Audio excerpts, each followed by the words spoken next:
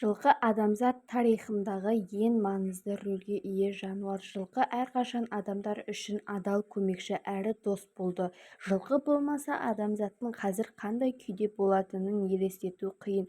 Технологиялық прогресс жылқылардың орнын басқанмен жылқыдан асқан жаратылыстарға ойлап таба алмайды. Жылқылар туралы қызықты деректер. Білесіз бе, алғашқы жылқының бойы орташа иттің мөлшеріндей болған және 50 миллион жыл бұрын біздің планетаны қамтыған тығыз ормандарда өмір сүрген. Қалай дегенде, ғалымдар қазба табылған заттарға сүйене отырып әлемде адамзаттың жылқыны алғаш Қазақстан теориясында мінгенін зерттеді. Әлемдегі миллион жыл бұрын біздің планетаны қамтыған тығыз ормандарда өмір сүрген. Қалай дегенде, ғалымдар қазба табылған заттарға сүйене отырып әлемде адамзаттың жылқыны алғаш Қазақстан теориясында мінгенін зерттеді.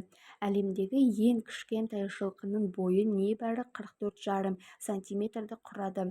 Жылқының орташа өмір сүру ұзақтығы шамамен 25-30 жыл. Жылқылар адам даусына қарап көңіл-күйін біле алады. Аттың тұяқтарын екінші функциясы ат жерге мінгенде қан тамырларын сорып алатын сорғы есебінде. 20-дан астам ұлтта жылқы қасиетті жануар болып саналады. Жылқылар фотосуреттер мен картиналардан басқа жылқыларды тани алады.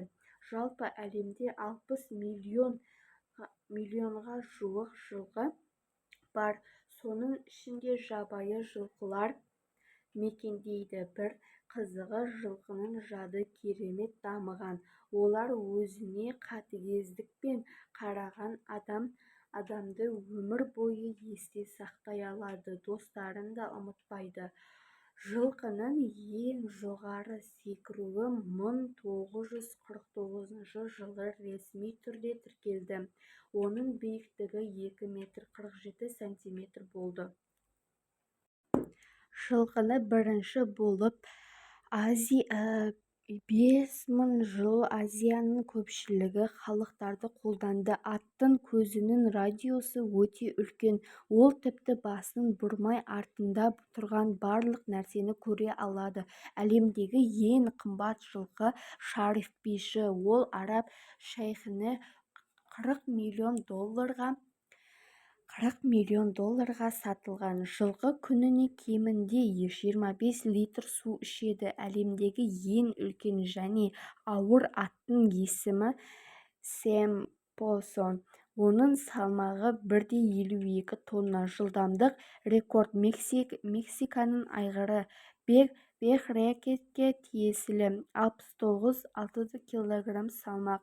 Жылқы адамның даусындағы эмоцияларды байқай алады. Аңыз бойынша Ескендір Зұлқарнайнда Александр Македонский Буцефал есімді атты 9 рет өлімнен аман алып қалған.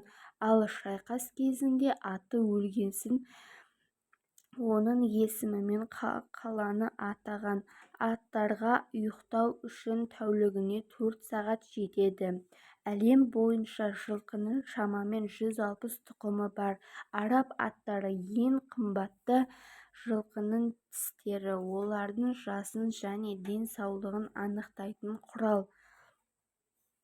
Австралияда археологиялық қазба кезінде жылқы сүйектері табылмаған. Бұл құрлыққа олар 17 ғасырда әкелінген. Жылқылар шамамен 25-30 жыл өмір сүреді. Ал Англияда дүниеге келген кәрі Белли есімді ат 62 жыл өмір сүрген.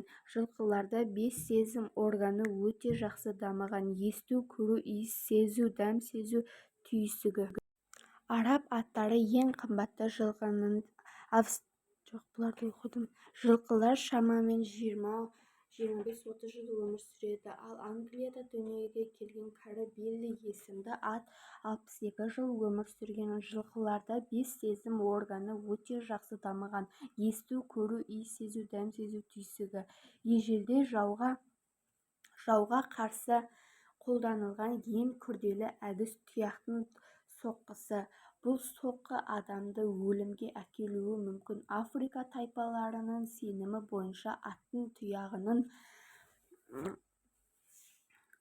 тұяғынан мерт болған адам бірден жұмаққа түседі. Жердегі жануарлардың барлығының арасында ең үлкен көз жылқыда. Құлын туылғаннан кейін бірнеше сағаттан соң жүгіре алады. Аттың сүйектерінің саны адамдыкінен 18 сүйекке артық. Жылқылар аузымен дем ала алмайды, сондықтан мұрны жабық болса, олар тұншығып қалады.